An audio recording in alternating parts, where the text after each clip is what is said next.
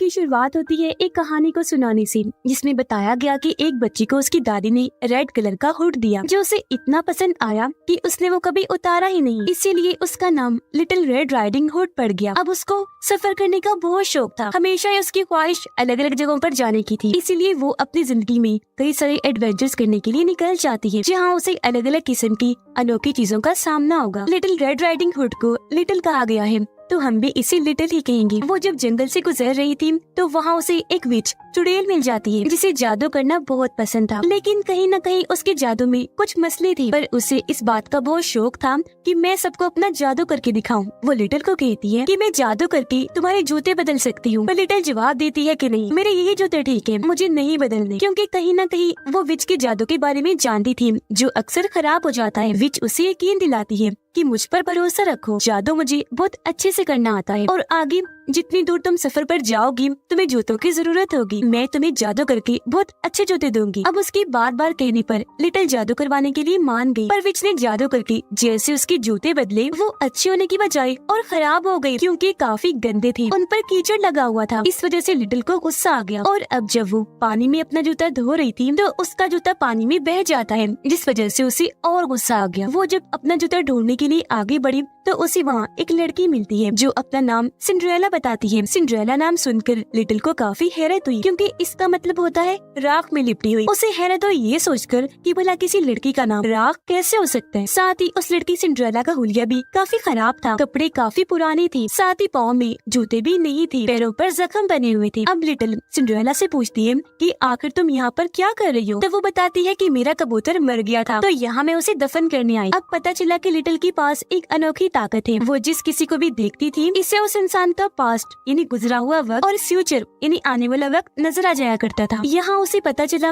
कि सिंड्रेला की 2 सौतेली बहनें हैं और उसकी सौतेली मोम भी है, जो उससे काफी बुरा बर्ताव करती है, सिंड्रेला पर काफी जुल्म करती है, उसे ठीक से खाने पीने को नहीं दिया जाता, ना ही नए कपड़े दिलवाए जाते हैं। ये सारी बातें लिटिल सिंड्रेला को बताती भी है, जो सुनकर वो काफी हैरान रह गई कि ये सब कुछ लिटिल को कैसे पता चला। और अब वो लिटिल के सामने रोने लगी, जो उसे चुप करवा के हौसला देती है। फिर लिटिल उसे बताती है कि आज राजा के महल में एक डांस पार्टी है, जो खास किंग के बेटे प्रिंस के लिए रखवाई गई है। वहाँ पर शहर की सारी लड़कियाँ आएंगी, जिनमें से प्रिंस अपनी पसंद की एक लड़की को चुन लेगा और उसके साथ ही प्रिंस की शादी करवा दी जाएगी। लिटिल आगे बताती है कि वो जगह सिर्फ खूबसूरत लड़कियों के लिए ही है, और जो लड़कियाँ कम खूबसूरत है, जिनकी हुली खराब है, उन बेचारियों की वहाँ कोई जगह नहीं। जो सुनकर सिंड्रेला काफी उदास हो जाती है। और अब हम उसकी फैमिली यानी उसकी सौतेली बहनों और मॉम को देखते हैं, जो सिंड्रेला को खास पसंद नहीं करती। वो हर वक्त उससे काम ही करवाती रहती थी। यह सिंड्रेला की एक बहन को खाने का बहुत शौक था और वो हर वक्त ये सोचती रहती थी कि मैं और खूबसूरत कैसी दिखूं। अब जब वो खाना खा रही थी तो उसके हाथ से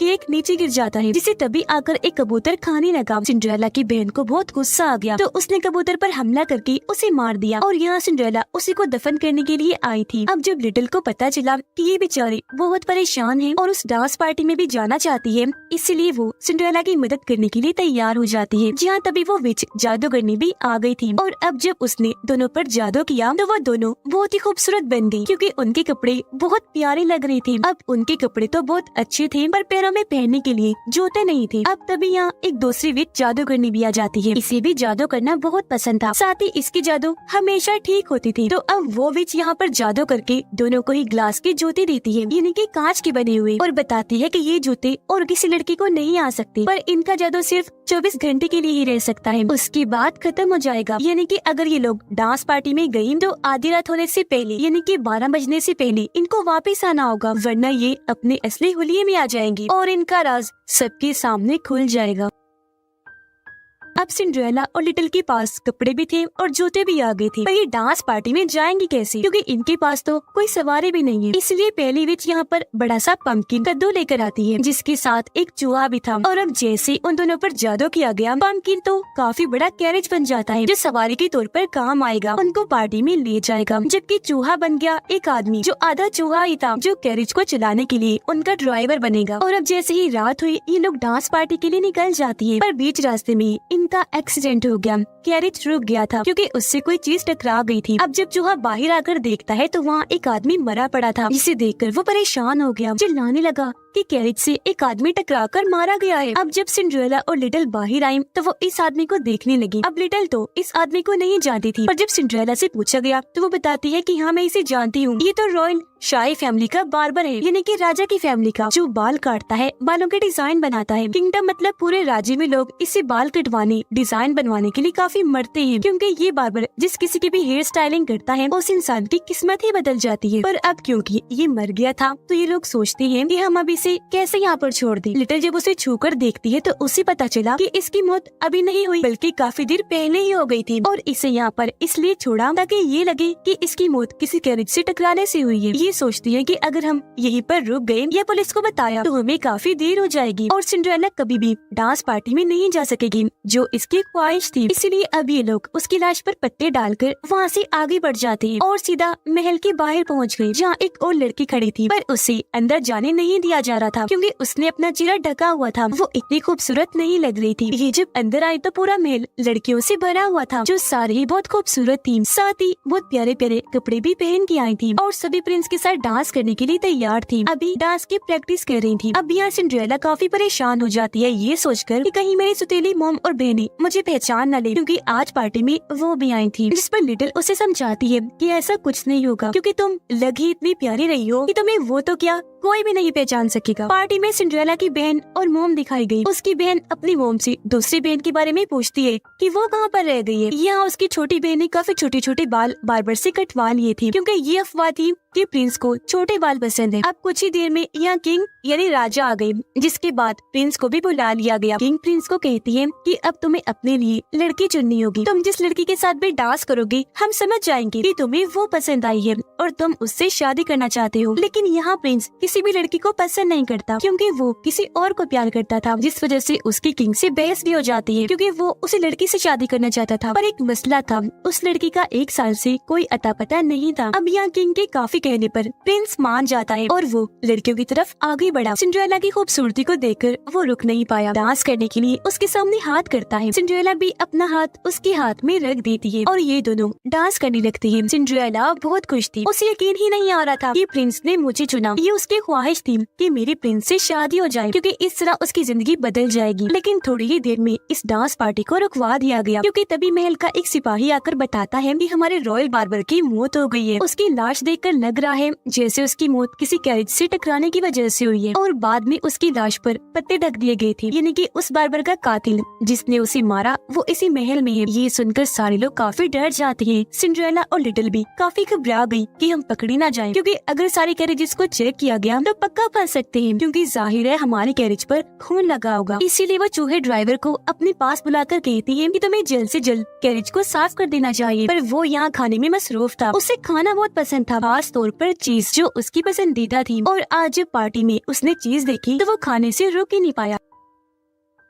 अब ये भी यहाँ बताया जा रहा था कि बार्बर की लाश के पास से चीज के कुछ टुकड़े भी मिले हैं, यानी कि जिसने भी उसे मारा है उसे चीज बेहद पसंद है, जो सुनकर चूहा सोच में पड़ जाता है। वो अपने बारे में सोचकर घबरा जाता है। अब सारे गार्ड मिलकर कैरेज को चेक करते हैं, पर किसी भी कैरेज पर खून नहीं लगा हुआ था। साथ में ये बात भी पता चलती है कि बार्बर की मौत कैरेज से टकराने से हुई ही नहीं, बल्कि उसकी मौत तो पहले ही हो चुकी थी। बस हालात ऐसे बना दिए थे कि सबको यही शक हो कि उसकी मौत कैरेज से टकराने की वजह से हुई है। अब गार्ड्स को बार्बर के घर भेजा गया, जहाँ पर उन्हें अलग अलग तरह की चीजें मिलती हैं। सबसे ज्यादा लड़कियों के लंबे लंबे कटे हुए बाल। गार्ड्स आकर किंग को बताती हैं कि काफी दिन से बार्बर अजीब बर्ताव कर रहा था। उसका कहना था कि मुझे लड़कियों के लंबे लंबे बाल बिल्कुल पसंद नहीं। जिस भी लड़की के उसे लंबे बाल दिखते थे वो उन्हें काट दिया करता था। तो हो सकता है कि इसी गुस्से में आकर किसी लड़की ने उसे मार दिया हो। ये सुनकर सिंड्रेला और लिटिल आपस में बातें करने लगी कि अब केस बिल्कुल ठीक चल रहा है, यानी कि अब यहाँ पर उन सभी लड़कियों को बुलाया जाएगा जिनके बाल कटे हुए हैं। सिंड्रेला की बहन समेत वहाँ 5 लड़कियों को खड़ा कर दिया गया जिन सभी के बाल कटे हुए थे। किंग उन्हें कहता है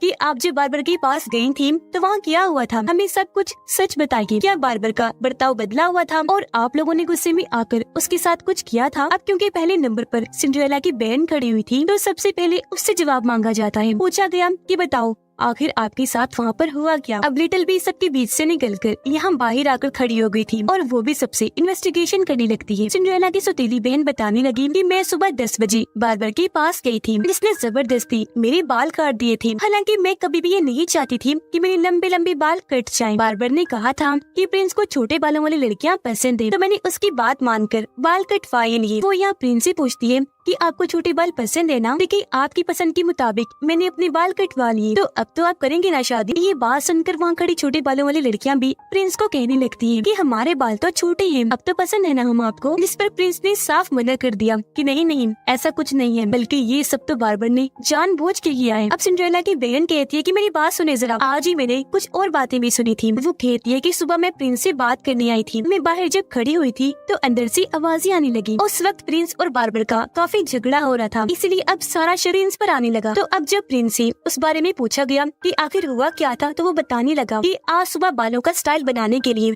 बार्बर मेरे कमरे में आया था, तो मुझे उसके सामान में लड़कियों के कटे हुए लंबे लंबे बाल दिखे। मैंने उससे पूछा कि तुमने ऐसा क्यों किया, आखिर लड़कियों के बाल क्यों काट दिए। तब बार्बर ने मुझे बताया क्योंकि मुझे लंबे बाल पसंद नहीं है और आज की बात मैं किसी ऐसी लड़की को नहीं देखना चाहूंगा जिसके बाल लंबे हों, क्योंकि इस तरह वो खूबसूरत दिखेंगी, जो चीज मुझे पसंद नहीं। मैं नहीं चाहता कि कोई लड़की प्यारी लगे। प्रिंस बताती है कि इस बात को लेकर मेरा बार्बर से झगड़ा हो गया था, जिस वजह से अब उस पर और शक होने लगा। तो प्रिंस बताता है कि जिस दौरान बार्बर का कत्ल हुआ, यानी 1 से 3 तक, इस बीच में तो यहाँ था ही नहीं, बल्कि मैं तो एक पहाड़ी पर बैठा हुआ था। राजा पूछती है किसी ने तुम्हें वहाँ बैठा हुआ देखा था, यानी कोई इंसान है जो तुम्हारा सबूत हो और बता सके कि तुम वहाँ थे। जिस पर प्रिंस कहता है कि नहीं, क्योंकि उस पहाड़ी के आसपास दूर दूर तक कोई नहीं था, यानी कि कोई सबूत नहीं था। इसलिए अब प्रिंस पर शक और बढ़ने लगा कि इसी ने बार्बर को मारा है। अब यहाँ हमें प्रिंस के बारे में बताया गया कि वो एक लड़की को प्यार करता था, वो भी इससे बहुत प्यार करती थी, पर जब प्रिंस ने उसे शादी के लिए पूछा तो उसके बाद ही वो गायब हो गई। 1 साल से उसका कोई अता पता नहीं है। हालांकि प्रिंस ने उसे ढूंढने की कोशिश भी की, पर कोई फायदा नहीं हुआ, वो नहीं मिली। प्रिंस सबको बताता है कि इसी बात को लेकर बार्बर मुझे ब्लैकमेल कर रहा था। उसका कहना था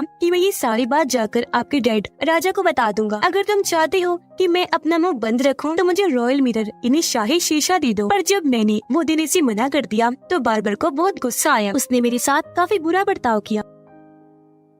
ये सुनकर सारे लोग कहने लगती हैं इसी ने ही मारा है बार्बर को, क्योंकि इसके पास तो अच्छी खासी वजह थी उसे रास्ते से हटाने के लिए। इसी वजह से प्रिंस को गिरफ्तार कर लिया गया और उसे वहाँ से ले जाया जाने लगा। पर तभी प्रिंस के कपड़ों में से पौधे का कांटा नीचे गिर जाता है, जिसे लिटिल उठा लेती है। वो सोचती है कि प्रिंस के कपड़ों में से कांटा गिरने का मतलब कि वो किसी जंगल जैसी जगह पर गए थे जहाँ पौधे थे, यानी कि प्रिंस सच कह रहे थे कि मैं पहाड़ी पर गया था। अब इतनी ही देर में यहाँ वही लड़की घुस आती है जो कब से महल के बाहर खड़ी थी और उसे अंदर आने नहीं दिया जा रहा था क्योंकि वो खूबसूरत नहीं थी। वो यहाँ प्रिंस के लिए सबूत के तौर पर आई थी। कहती है कि मैंने प्रिंस को देखा था, ये 1 से 3 बजे तक पहाड़ी पर बैठे हुए थे। जो सुनकर राजा काफी खुश हो जाते हैं कि शुक्र है मेरा बेटा कातिल नहीं, इसलिए प्रिंस को छोड़कर वापस महल लाया गया और अब उन पर शक भी नहीं किया जा रहा था। ये सारा केस चलते चलते 12 बजने वाले हो गए थे, जो देखकर लिटिल और सिंड्रेला काफी परेशान हो जाती है। सोचने लगी कि 12 बजने वाले हैं तो हमें यहाँ से चलना चाहिए, वरना काफी देर हो जाएगी, क्योंकि जादू के खत्म होते ही हमारे कपड़े बदल जाएंगे, हम असली रूप में आ जाएंगे। इसलिए ये दोनों जल्दी से महल से भागकर बाहर आ गई। प्रिंस भी इनके पीछे पीछे भागता हुआ आया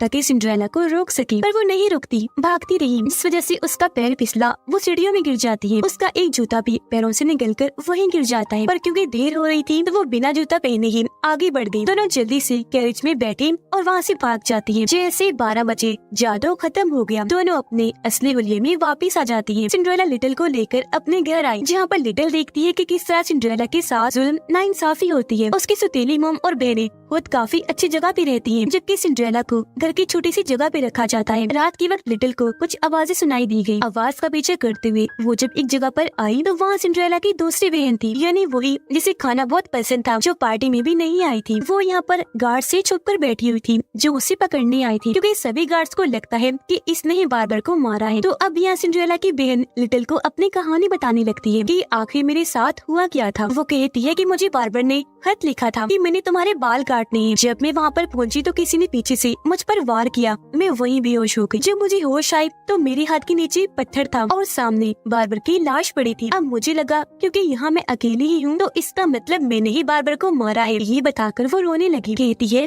पर मुझे ये भी लगता है कि मैं ये काम नहीं कर सकती। लिटिल उसे चुप करवा के कहती है अच्छा बताओ आगे क्या हुआ। वो बताती है कि मैं डर गई थी। मैंने पकड़े जाने के डर से उसकी लाश को उठाया और जंगल में ले आई। मैं फिर वहाँ रुककर कैरेज के आने का इंतजार करने लगी कि जब कोई कैरेज आएगा उसकी लाश को फेंक दूंगी ताकि सबको यही लगे कि उसकी मौत कैरेज से टकराने से हुई है। उसकी सारी बातें लिटिल चुप करके सुनती जा रही थी। अब उसने अपनी बात पूरी की ही थी कि तभी यहाँ पर गार्ड्स आ गई जो सिंड्रेला की बहन को पकड़ लेते हैं। वो लिटिल को कहती है तुम्हें तो मैंने अपनी सारी कहानी बता दी, सच बता दिया है ना, तो अब तुम इन लोगों को बताओ कि मैंने बार्बर को नहीं मारा। अब हालांकि लिटिल भी अंदर से जान गई थी कि इसने उसे नहीं मारा, लेकिन वो फिर भी सिंड्रेला की बहन को पकड़वा देती है क्योंकि वो जानती थी कि ये बहुत बदतमीज है, इसका बर्ताव बहुत बुरा है। अब जब सिंड्रेला की बहन को ले जाया जा रहा था तो उसके कपड़ों में से एक ग्लास वाले जूते का टुकड़ा नीचे गिर जाता है जिसे लिटिल ने उठा लिया। वो महल के ऑफिसर से बात करने लगी कि आखिरी मसला कैसे सुलझाया जाए। वो ऑफिसर को कहती है कि आप ऐसा करें मुझे बार्बर के घर ले जाएं ताकि वहाँ से मुझे और चीजें पता चल सके। अब जब लिटिल बार्बर के घर आई तो उसे यहाँ कुछ और नई चीजें भी पता चलती हैं, जैसे कि वहाँ बार्बर के अलावा किसी और के खून की बूंदें भी थी और वहाँ पर हर जगह बड़े बड़े बालों की चोटियाँ लटकी हुई थी। अब यहाँ लिटिल के सामने कई सारी चीजें और साफ हो जाती हैं। अपनी पास्ट और फ्यूचर देखने की ताकत से उसे काफी कुछ पता चल गया, इसलिए वो ऑफिसर से मदद मांगती है कि प्लीज इस केस को हल करने में आप मेरी मदद कर दीजिए। अगले दिन सिंड्रेला जब अपने घर पर काम कर रही थी तो यहाँ पर प्रिंस अपने गार्ड्स के साथ आ जाता है। अब ऑफिसर उसके पास ग्लास का वही जूता लेकर आता है। कहने लगा कि हम शहर की हर लड़की को ये जूता पहना कर देख रहे हैं। उस लड़की को ढूंढ रहे हैं जो कल पार्टी में आई थी, जिसे प्रिंस ने शादी के लिए पसंद किया था, और ये जूता उसी के पैर में फिट आएगा क्योंकि ये उसी का है।